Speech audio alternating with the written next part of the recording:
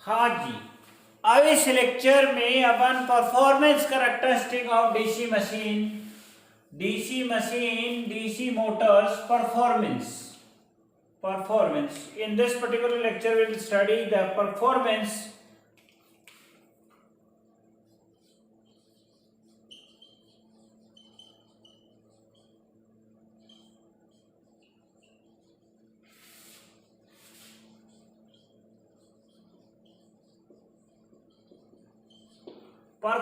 characteristic of DC motor. Performance means DC motor efficiency कैसे load के साथ variation आता है, स्पीड वोल्टेज के साथ कैसे वेरिएशन आता है, लोड के साथ कैसे वेरिएशन आता है, टॉर्क में लोड के साथ वेरिएशन कैसे आता है, करंट लोड के साथ कैसे वेरी करती है, मींस आउटपुट के साथ पावर के साथ जो है ये कैसे वेरिएशंस आते हैं, उसको आप परफॉर्मेंस कैरेक्टरिस्टिक बोलते हैं। तो मैं इसको परफॉर्मेंस कैरेक्टरिस्टिक को लोड के साथ जो वेरिएशन आता है परसेंटेज में, यहाँ 100% वेरिएशन है, यहाँ 50% वेरिएशन है, 50% है, यहाँ पे 20% है, ये 30% है, ये 40% है, 10% है, ये सब वेरिएशंस हैं। आप देखेंगे कि लोड के साथ इफिशियंसी पहले डीसी मोटर की बढ़ती है। ये अपन जो है मोटर बढ़ा रहे हैं, ये शंट मोटर है,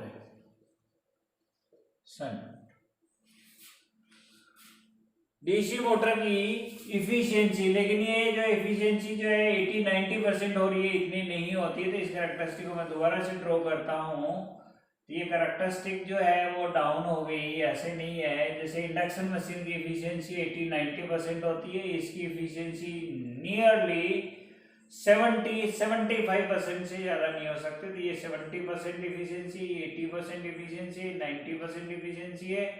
तो ये नियरली 75% तक की या 80% तक इफिशियंट डीसी मशीन्स होती हैं। डीसी मशीन्स की इफिशियंसी इंडक्शन मशीन या सिंक्रोनस मशीन की कंपैरिजन में कम होती है, क्योंकि इसमें लॉसेस ज़्यादा होते हैं। ओके, सो ये थी इसकी इफिशियंसी। यदि टॉर्क कैरेक्टरिस्टिक ड्रॉ करना चाहें इसका, तो टॉर्क क्या होता है, इसका लीनियरली वेरी करता है टॉर्क, और ऐसे इसका टॉर्क लोड के साथ वेरी करता है। थोड़ा सा सिचुएशन की वजह से यहाँ पे इसकी कैरेक्टरिस्टिक जो है वो डाउन होती है, और इस टाइप में ये टॉर्क कैरेक्टरिस्टिक है। ये टॉर्क कैरेक्टरिस्टिक। पहली जो कैरेक्टरिस्टिक थी efficiency characteristic, efficiency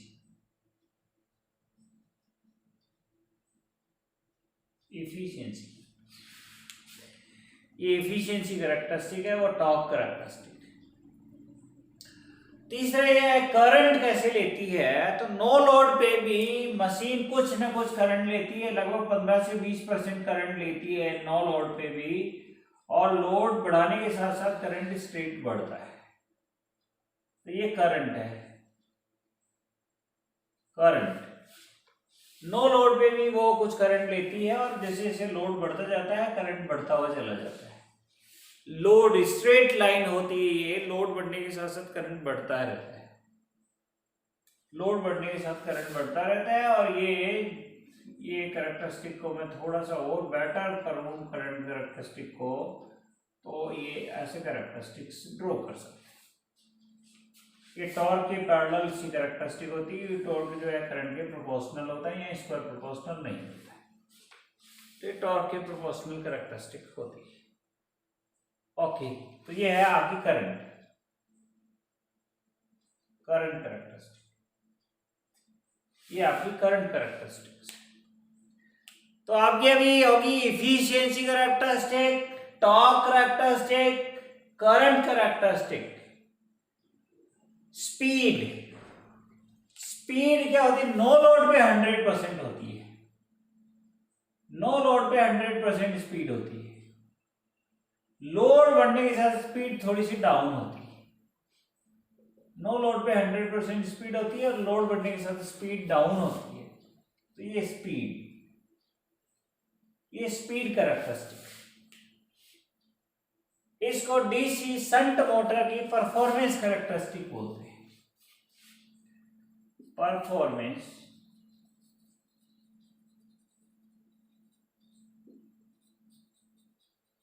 characteristic of DC shunt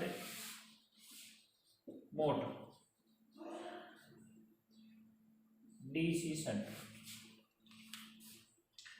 अब यदि डीसी सीरीज मोटर की कैरेक्टरिस्टिक अपन ड्रॉ करना चाहें तो ये डीसी सीरीज मोटर की कैरेक्टरिस्टिक ड्रॉ कर, यहाँ ऐसे ही है, ये 50% है, ये 100% है, ये 10%, 20%, 30%, 40%, 60%, 70%, 80%, 90%, 100%। तो ये आपके परसेंटेज, ये 30%, ये 50%, 70%। ओके, डीसी सीरीज मोटर की टॉर्क कैरेक्टरिस्टिक ड्रॉ करें तो ये टॉर्क कैरेक्टरिस्टिक ऐसे होती है, ये टॉर्क कैरेक्टरिस्टिक।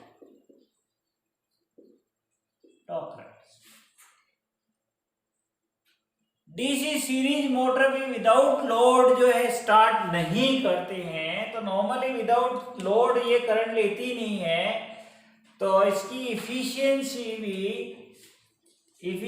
नो लोड पे तो कोई इफिशियंसी किसी भी मशीन की होती नहीं है, लेकिन ये कैरेक्टरिस्टिक इफिशियंसी बेटर देती है। ये कैरेक्टरिस्टिक बहुत पास में होती है इसकी, तो लोड के साथ इफिशियंसी बेटर देती है, और एफिशिएंसी बहुत ज़्यादा बेटर नहीं रहती। ये भी जो है 60-70% से ज़्यादा एफिशिएंसी की मशीन नहीं होती है, लेकिन ये इसकी एफिशिएंसी जो है लोड कम पे भी बेटर होती है, कम लोड पे बेटर एफिशिएंसी देती है। ये एफिशिएंसी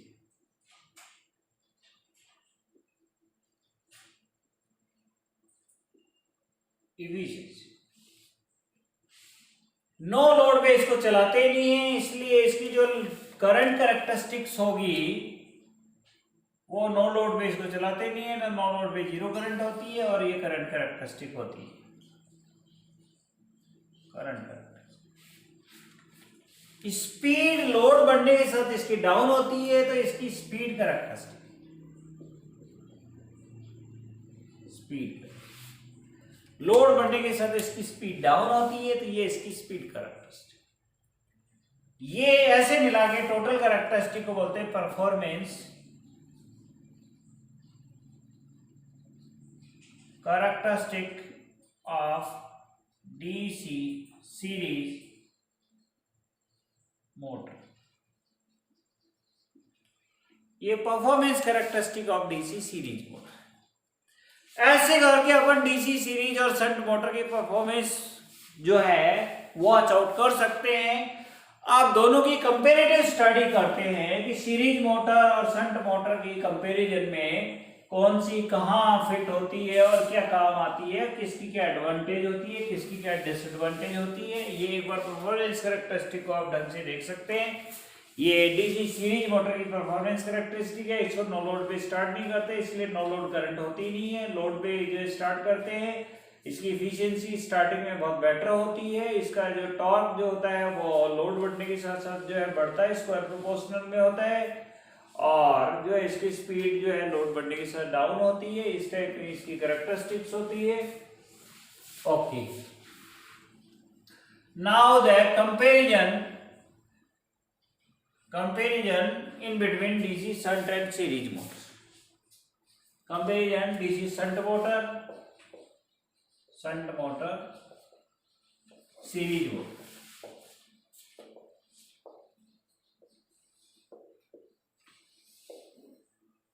एक डीसी शंट मोटर का कांस्टेंट फ्लक्स मशीन होती है, constant flux machine.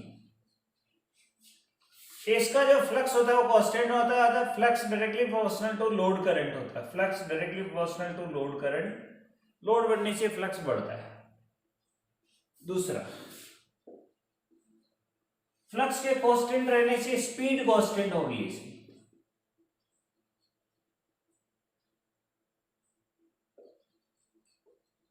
Constant speed होगी, और स्पीड जो होती है वो इनवर्सली प्रोपोर्शनल टू फ्लक्स होता है। और यहाँ फ्लक्स लोड के साथ बढ़ता है तो इसकी स्पीड डाउन होती है, इनवर्सली प्रोपोर्शनल रहे। Speed decrease with load.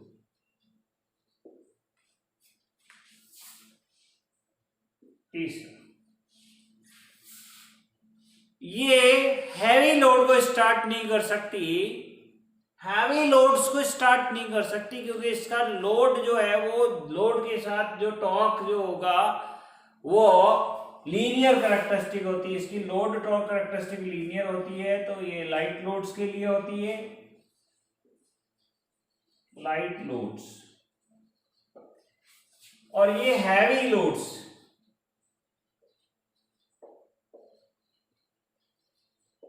Heavy loads, heavy duty,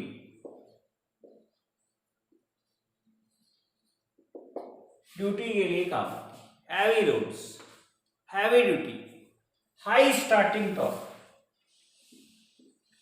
ये लो स्टार्टिंग टॉर्क, लो स्टार्टिंग टॉर्क, ये high starting torque, high starting.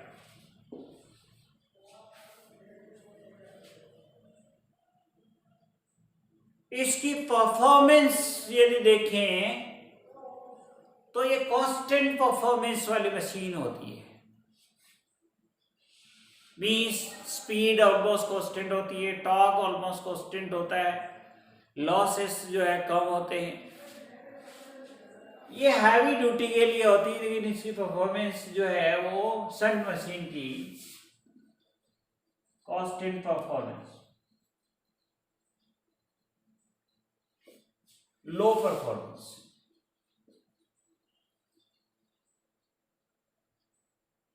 लो परफॉर्मेंस, लो मेंटेनेंस,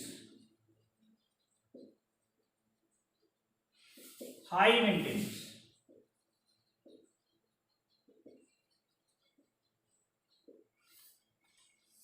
इसमें ये जनरली सैचुरेशन के लिए डिजाइन होती है, कम कोर मटेरियल की जरूरत होती है, डिजाइन फॉर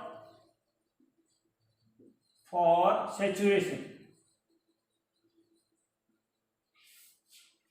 ये अनसैचुरेशन,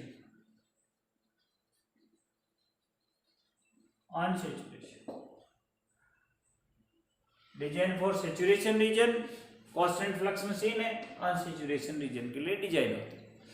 ये फ्लक्स वेरिएशन का सपोर्ट करती है, ये नहीं करती। Okay, in this way use shunt machine normal loads के लिए, कांस्टेंट स्पीड लोड्स के लिए जो नॉर्मली यूज की जाती है, series motor, heavy starting torques, cranes के लिए, हॉस्ट के लिए, लिफ्ट्स के लिए, एलिवेटर्स के लिए, एक्सेलरेटर्स के लिए, ट्रेन्स के लिए, डेमो ट्रेन्स के लिए, मेट्रो ट्रेन्स के लिए, लोकल ट्रेन्स के लिए, इन सब के लिए ये यूज की जाती है। ओके, ये दोनों में कंपैरिजन हो गया। Now the speed control of DC machines. Speed control of DC motor.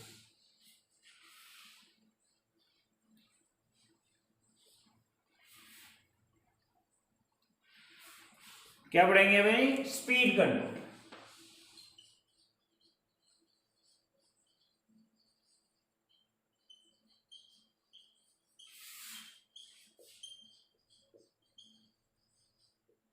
Speed control of DC Motors.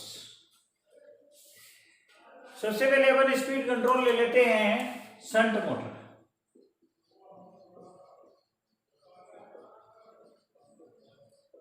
Shunt motor speed control लेते हैं तो स्पीड कंट्रोल पहले अपन शंट मोटर की ले लेते हैं। शंट मोटर कैसे करेंगे इसकी स्पीड कंट्रोल?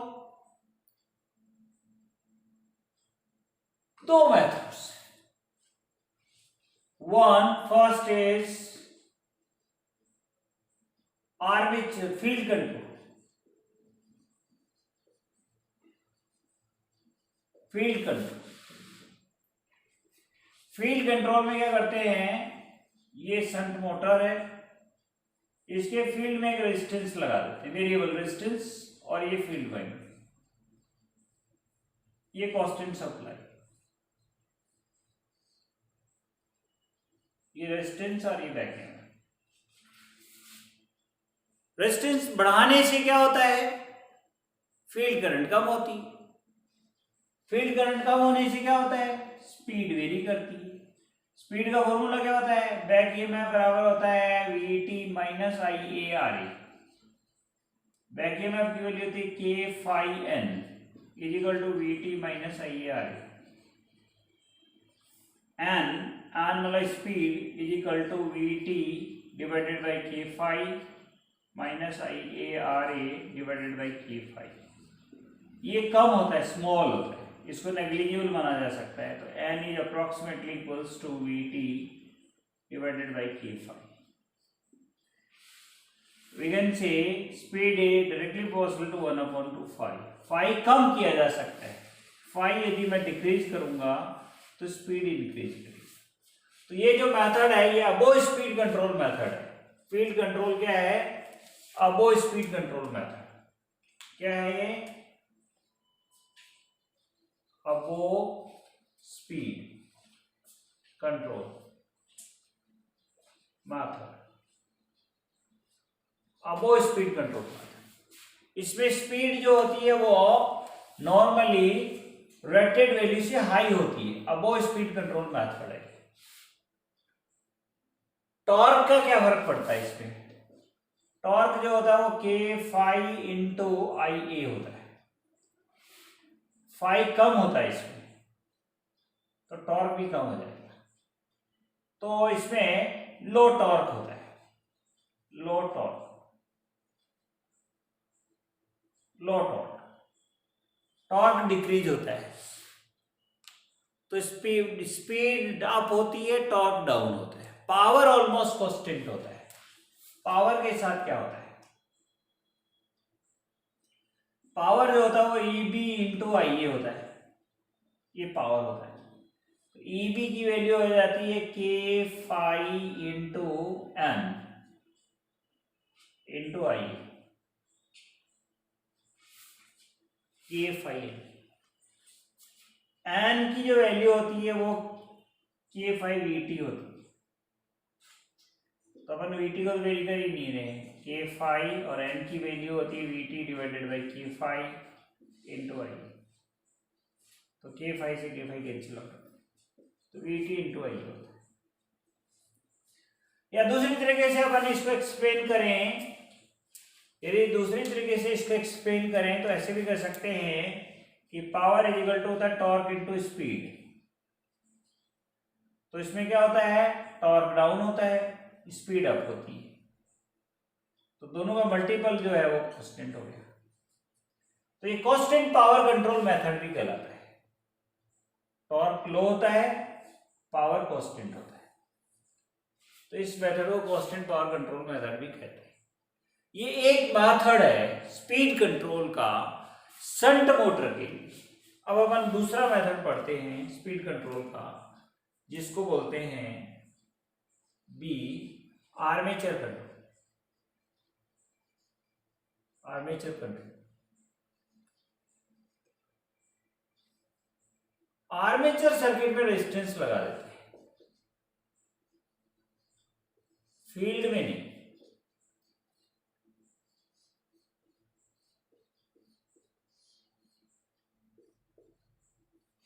आर्मेचर सर्किट में रेजिस्टेंस लगा देते हैं, फील्ड में नहीं। ऐसा करने से क्या होगा,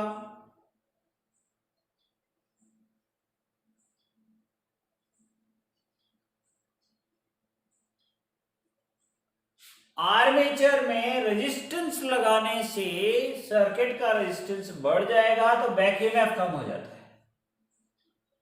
बैक ईएमएफ बराबर होता है VT minus IA RA plus R। ये एक R रेजिस्टेंस लगा दिया, तो ये R की वैल्यू बढ़ने से बैक ईएमएफ कम हो जाता है। और स्पीड की वैल्यू हो जाती है K phi n is equal to V T minus I A R A plus R, N is equal to V T minus I A R A plus R divided by K phi. ये factor इसके comparatively नहीं होता। R A जो होता है ना, R A की value जो होती है 0.1 ओम होती है, तो आर की वैल्यू जो है 2 ओम होती है, 1 ओम होती है, इससे बहुत ज्यादा बड़ा होगा। तो वैसे आई ए आर ए जो वोल्टेज ड्रॉप होता है 1 से 2% होता है, लेकिन आई ए से ये 1% नहीं होता, इसका 0.1 नहीं होता, ये 1 ओम होता है। मतलब 10 गुना ज्यादा हुआ तो ये 10 गुना वोल्टेज ड्रॉप हो जाता है। तो 10 गुना वोल्टेज ड्रॉप हो जाता है तो 10 गुना बैक ईएमएफ कम हो जाता है, तो स्पीड इसमें बैक ईएमएफ डाउन हो जाता है, तो स्पीड डेफिनेटली डाउन हो जाती है, स्पीड डाउन। तो ये जो मेथड है स्पीड कंट्रोल का, वो क्या है? Below speed control. अब वो नहीं है, ये क्या है? Below speed control method, below speed control. अब इसका टॉर्क का क्या होगा? तो टॉर्क की equation, torque is equal to होता है के फाई आई ए। तो आई ए पे कोई फर्क नहीं पड़ता, वैसे रोटर सर्किट में रेजिस्टेंस बढ़ जाता तो आई ए भी थोड़ी डाउन होती है, फाई कांस्टेंट है, आई ए कम होगा तो टॉर्क भी कम हो जाता है। आई ए कम होगा, बैक ईएमएफ कम होगा। वैसे पावर पे देखते हैं तो back EMF into I A is equal to torque into omega. इसमें बैक ईएमएफ कम हो जाता है, आई ए भी कम हो जाता है, पावर कम हो जाता है, स्पीड जो है वो डाउन हो जाती है, टॉर्क भी डाउन होता है। ये टॉर्क ऑलमोस्ट कांस्टेंट होता है, आई ए पे कोई फर्क नहीं पड़ता इसमें, तो ये कांस्टेंट माना जा सकता है, कांस्टेंट। तो स्पीड डाउन हो जाती है, टॉर्क कांस्टेंट रहता है, बैक ईएमएफ डाउन हो जाता है, आई ए कांस्टेंट रहता है। इस मेथड को इसलिए कांस्टेंट टॉर्क क्या बोलते हैं? इसको constant torque variable power, constant torque variable, constant torque variable power method बोलते हैं। यदि दोनों मेथड्स की मैं एक साथ कैरेक्टरिस्टिक ड्रॉ करूं तो पहला मेथड में पावर कांस्टेंट है,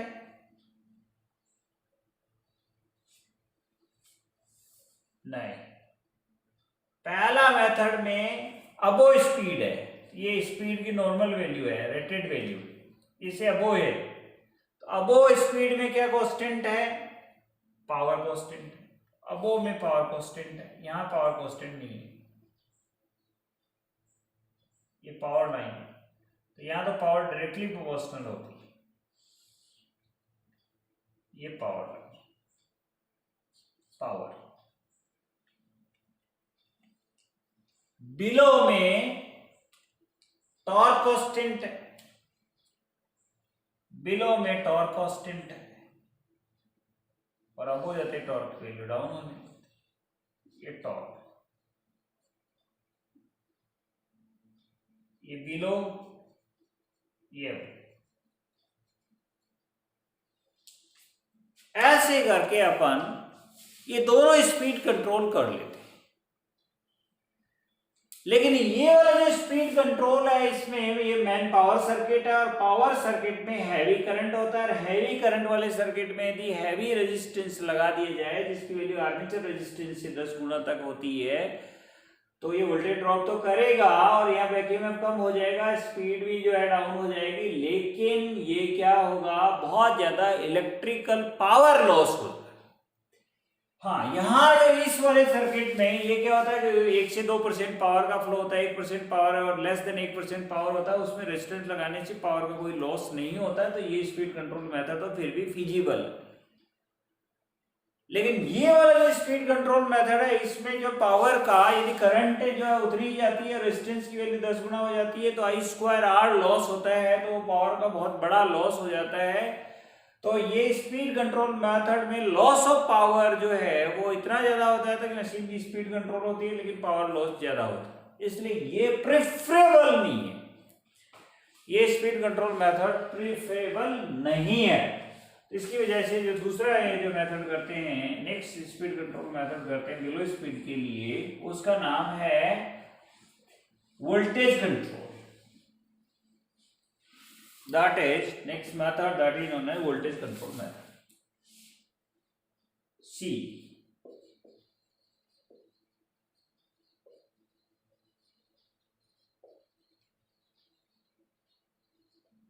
इसमें आप क्या कर सकते हैं कि सप्लाई वोल्टेज को कंट्रोल कर सकते हैं। ये शंट मोटर है, इसमें जो सप्लाई वोल्टेज आपकी है वेरिएबल वोल्टेज से सप्लाई कर देते हैं, वेरिएबल वोल्टेज से सप्लाई।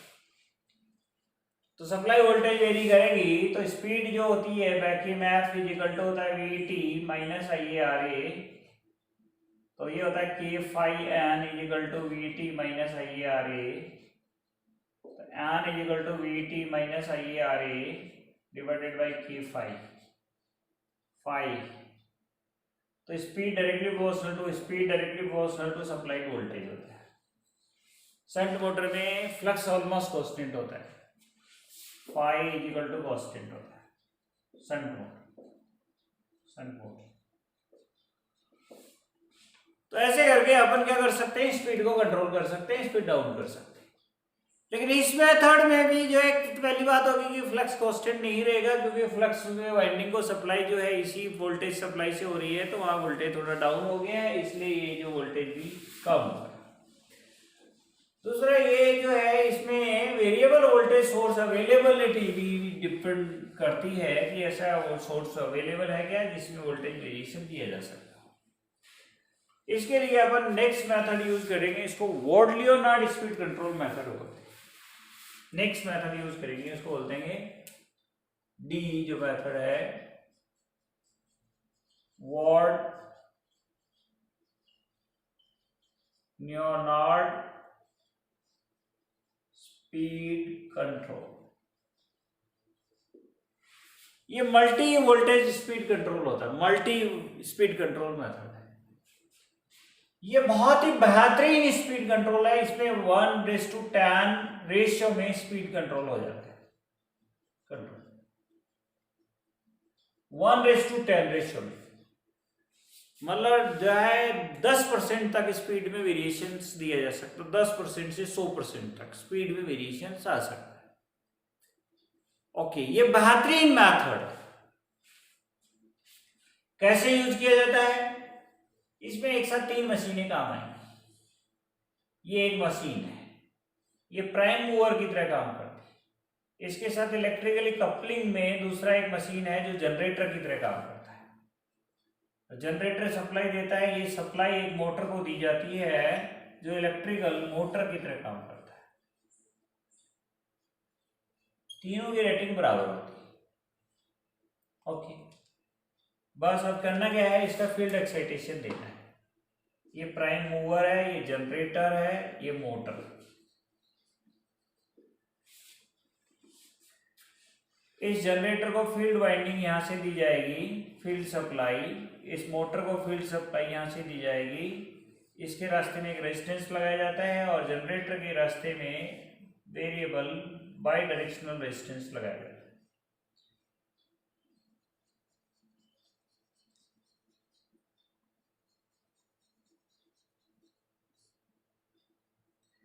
फील्ड सर्किट में रेजिस्टेंस लगाने से बहुत ज्यादा लॉसेस नहीं होती, पहली बात।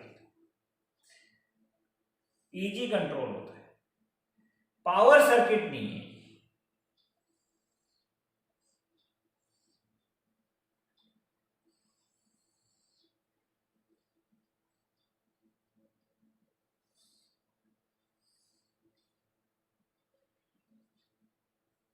ओके,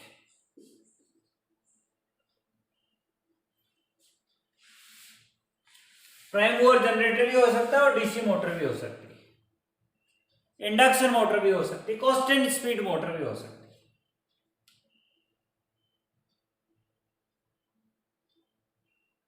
ओके, यदि डीसी मोटर है तो यहां से सप्लाई दे दी जाती है, ये शंट मोटर हो सकती है।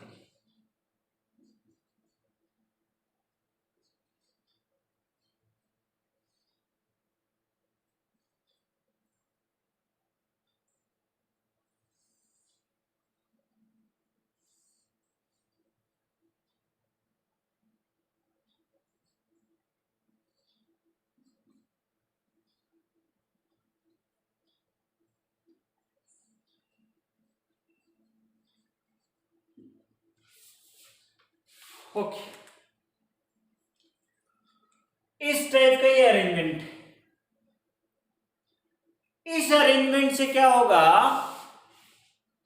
कि जो कंट्रोलिंग कर रहे हैं वो इस सर्किट में कर रहे हैं, जनरेटर का फील्ड वेरी कर रहे हैं। जनरेटर का यदि फील्ड वेरी होगा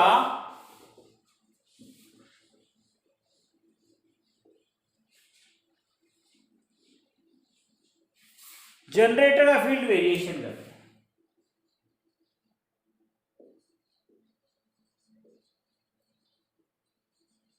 जनरेटर फील्ड वेरिएशन, जनरेटर का फील्ड वेरिएशन जो जनरेटेड वोल्टेज हो गया उसकी वैल्यू के फाई आई ये होता है, के फाई एन, एन कांस्टेंट है, एन कांस्टेंट है।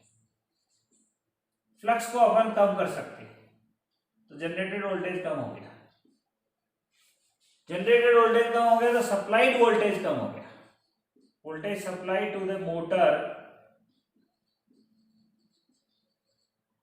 वो कम हो गया, क्योंकि मोटर का जो सप्लाइड मोटर है वो जनरेटेड वोल्टेज है, इसका जो वोल्टेज सप्लाइड है वो जनरेटर है, इसका मोटर का वोल्टेज, जनरेटर का आउटपुट वोल्टेज है वही करंट जो जा रहा है इसको मोटर। ओके, तो ये इलेक्ट्रिकली कपल्ड है, तो ये वोल्टेज कम हो गया, सप्लाई वोल्टेज कम हो गया तो स्पीड डेफिनेटली कम हो गई, और इस वोल्टेज को बढ़ाया जा सकता है फील्ड बढ़ाने से, इस वोल्टेज को बढ़ाया जा सकता है फील्ड बढ़ाने से, इसको घटाया जा सकता है फील्ड करने से, ये मोटर की स्पीड को कम की जा सकती है, ज्यादा की जा सकती है। नॉर्मली इस वाले फील्ड से जनरेटर का वोल्टेज रेटेड से ज्यादा नहीं बढ़ाया जा सकता, तो मशीन की स्पीड रेटेड से ज्यादा नहीं की जा सकती, तो बिलो के लिए काम लिया जाता है। अबो के लिए मोटर का फील्ड वेरी कर सकते हैं, तो दो रेजिस्टेंस लगे, मोटर का फील्ड वेरी करने से, मोटर का फील्ड वेरी करने से अबो स्पीड कंट्रोल हो जाता है, और जनरेटर का फील्ड वेरी करने से बिलो स्पीड हो जाता है।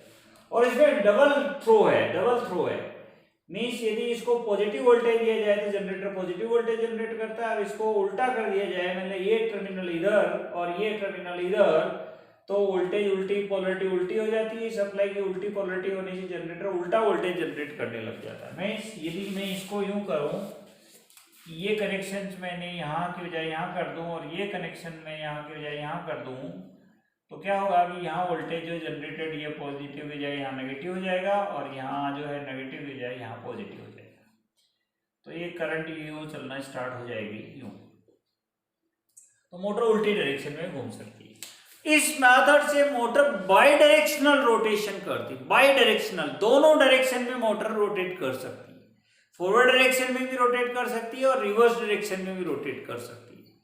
What Leonard speed control method बहुत ही बेटर स्पीड कंट्रोल मेथड है। इसमें स्पीड जो है 10% तक, रेटेड वैल्यू से बिलो 10% तक, 1500 आरपीएम की मोटर को 150 आरपीएम की स्पीड पे भी बहुत आसानी से कांस्टेंट टॉर्क पे चलाया जा सकता है, कांस्टेंट टॉर्क, और उसको अबो स्पीड पे भी 1500 आरपीएम को 3000 आरपीएम की स्पीड पे भी चलाया जा सकता है फील्ड कंट्रोल से।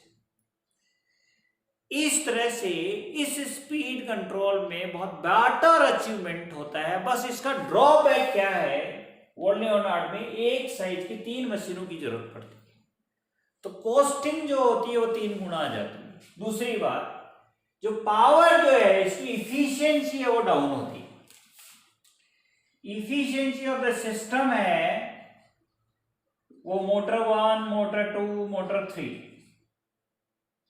3 मशीन लगी हुई है तो तीनों की एफिशिएंसी का मल्टीपल होता है। जैसे प्राइम मूवर की एफिशिएंसी 80% है, इंडक्शन मोटर है, दोनों मशीनें एक जैसी हैं और इनकी परसेंट यदि 70% एफिशिएंसी है तो ये 0.8 इंटू 77 इज टू 0.49, 49 को 80 से गुना करें तो 8 9 घंटा 72, 2 7 8 जो 32 और 7 तो ये अप्रोक्सीमेटली 39% इफिशियंसी पे काम कर रही है। 39% मैं जो मैं पावर 100 वाट देता हूं प्राइम मूवर को इन मशीन्स को रोटेट करने के लिए, तो उसमें 40% पावर और लेस देन 40% पावर ही लोड तक पहुंचती है। तो ये लो इफिशिएंट सिस्टम है, लो इफिशिएंट सिस्टम। लेकिन ये वहां पे जहाँ पे इफिशिएंसी ज़्यादा कंसर्न नहीं होती, जैसे बहुत ही जैसे कॉटन इंडस्ट्री है, कॉटन इंडस्ट्री में केवल थ्रेड्स को चलाना पड़ता है। थ्रेड्स का मतलब जिसका वेट होता ही नहीं है, वेट मिलीग्राम्स में होता है, उसको चलाने के लिए बहुत छोटी साइज की मशीन होती है, तो उसमें इफिशिएंसी इतना कोई कंसिडरेबल फैक्टर नहीं है, केवल स्पीड कंट्रोल बेटर होना चाहिए, बेस्ट स्पीड कंट्रोल की जरूरत होती है। तो उस इंडस्ट्री में जहाँ पे बेस्ट स्पीड कंट्रोल की जो जरूरत होती है, इफिशिएंसी कोई क्राइटेरिया नहीं होता, कॉस्ट कोई क्राइटेरिया नहीं होता, स्मॉल साइज की मशीनें यूज की जाती है, तो वहां पे ऑर्डिनरी स्पीड कंट्रोल यूज किया जाता है। पुराने जमाने में best to best speed control method था, आजकल तो ड्राइव एंड कंट्रोल मेथड आ गए हैं जिसमें पावर इलेक्ट्रॉनिक ड्राइव की हेल्प से इसी टाइप का स्पीड कंट्रोल एक ही मशीन से अचीव किया जा सकता है। इसलिए इस स्पीड कंट्रोल को आजकल यूज नहीं करते, केवल पहले के जमाने में इसमें स्पीड कंट्रोल को यूज करते थे। तो ये था अपना speed control method shunt motor. अब अपन बात करते हैं speed control method of the series motor, speed control method of series motor.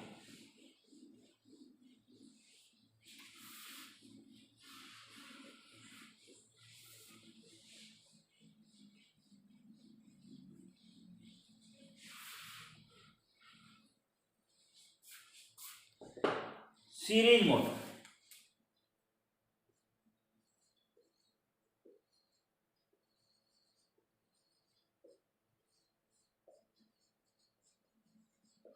Series DC motor speed control.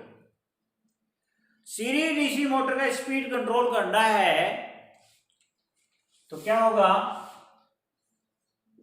अलग से इसका फील्ड सर्किट नहीं होता जिससे अलग से फील्ड में एक रेजिस्टेंस लगाया जा सकता है, अलग से आर्मेचर सर्किट नहीं होता जिससे आर्मेचर सर्किट में रेजिस्टेंस लगाया जा सकता है। इसलिए क्या करते हैं, फील्ड डाइवर्टर लगा देते हैं,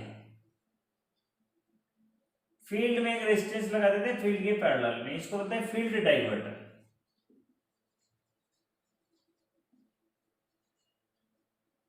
या क्या करते हैं, आर्मेचर के पैरेलल में एक रेजिस्टेंस लगा देते हैं जिसको आर्मेचर डाइवर्टर बोलते हैं।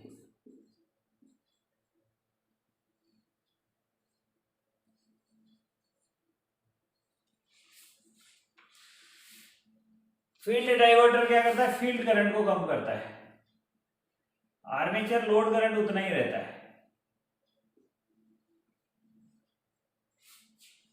फील्ड करंट कम हो जाता है, फील्ड करंट डिक्रीज हो जाता है। फील्ड करंट डिक्रीज होने से स्पीड जो होती है वो डायरेक्टली प्रोपोर्शनल टू 1/5 होती है। ये फील्ड कम हो गया तो स्पीड बढ़ जाती है, तो अब वो स्पीड कंट्रोल है। ये डाइवर्टर का जो है वोल्टेज कंट्रोल करने से ये जो है करंट इधर चली जाती है, इधर करंट जाने की वजह से जो है ये रेजिस्टेंस की वजह से वोल्टेज ड्रॉप कम हो जाता है, टर्मिनल पे मिलने वाला वोल्टेज में कोई कमी नहीं आती,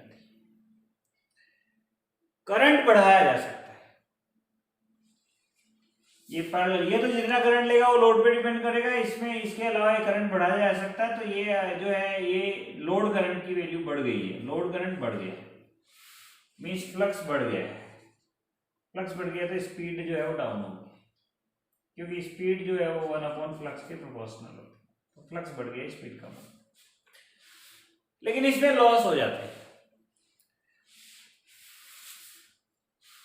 इसलिए अपन एक दूसरा मेथड यूज करते हैं। ये पहला मेथड है, फर्स्ट ये मेथड है, दूसरा ये बी मेथड है, बी मेथड है, तीसरा जो मेथड है वो सीरीज पैरेलल ऑफ फील्ड, दो फील्ड रखते हैं उनको सीरीज में जोड़ा जा सकता है और उनको पैरेलल भी जोड़ा जा सकता है।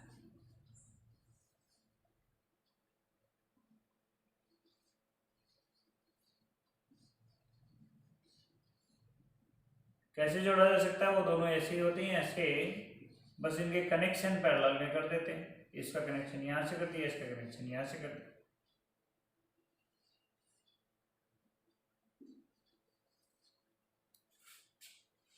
ओके,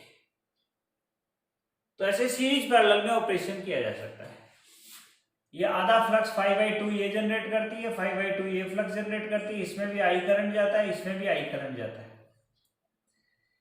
इसमें करंट I/2 जाता है, इसमें करंट I/2 जाता है। करंट आधा होने से ये फ्लक्स आधा करने से 5/4 फ्लक्स पैदा करती है, ये भी 5/4 फ्लक्स पैदा करती है। टोटल फ्लक्स की वैल्यू जो है वो 5/2 हो जाता है। इसमें टोटल फ्लक्स की वैल्यू 5 हो जाती है। फ्लक्स आधा हो गया है, फ्लक्स आधा हो गया तो स्पीड जो है 1 फ्लक्स के प्रोपोर्शनल होती है। तो फ्लक्स आधा हो गया है तो स्पीड जो है वो 2 गुनी होगी, स्पीड 2 गुनी। तो ऐसे करके अपन इसे मेथड से स्पीड बढ़ा सकते हैं, 2 गुनी स्पीड अचीव कर सकते हैं।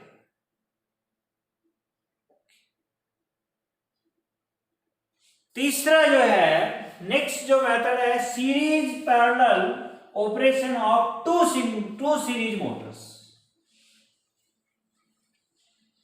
Series parallel operation of two series Motors.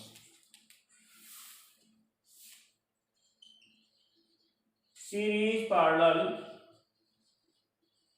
Of two series motors. Series parallel of two series motors means आपके पास ये एक सीरीज मोटर है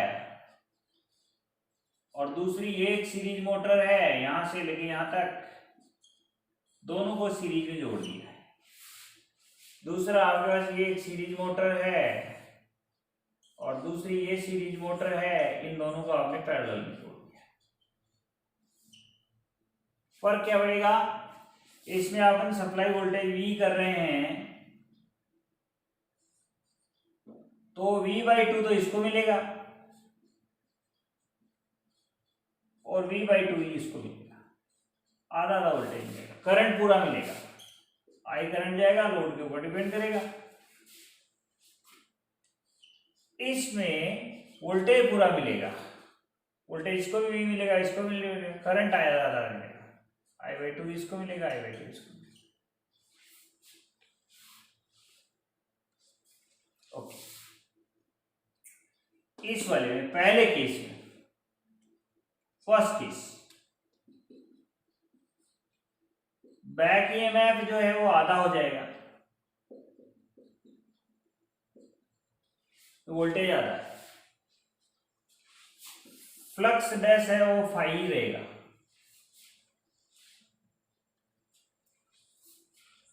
तो बैक ईएमएफ की वैल्यू जो होती है वो K∅N होती है।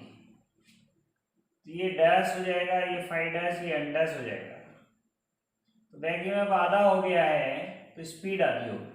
इसका मीनिंग हो गया N dash equal to N/2, आधी स्पीड पे चले। टॉर्क की वैल्यू K∅Ia, K∅Ia टॉर्क की वैल्यू है। तो आपका फाई क्या हो गया है? फाई डैश उतना ही है। टॉर्क डैश की वैल्यू फाई उतना ही है। Ia की वैल्यू उतनी है तो कांस्टेंट हो गया, कांस्टेंट। अब सेकंड में बात करते हैं।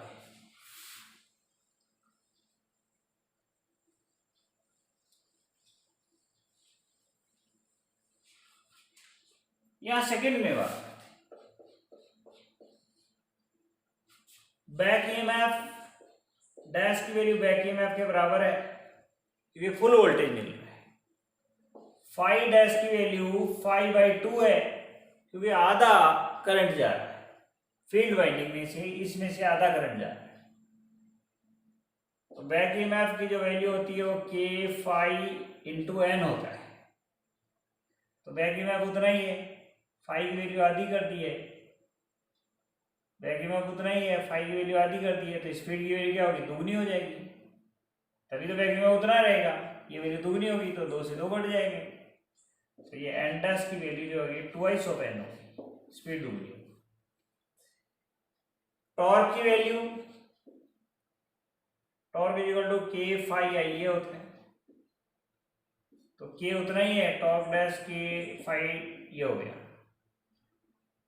तो k phi की वैल्यू क्या होगी, phi by 2, i की वैल्यू क्या होगी, i by 2, तो टॉर्क की वैल्यू हो जाएगी टॉर्क बाई 4, 1/4 ऑफ टॉर्क पे मशीन पे रोटेट करें, पावर उतना ही ले।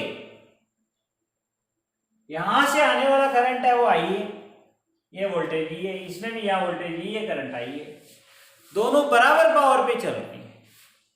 इसमें टॉर्क की वैल्यू 1/4 हो जाती है, इसमें टॉर्क कांस्टेंट रहता है,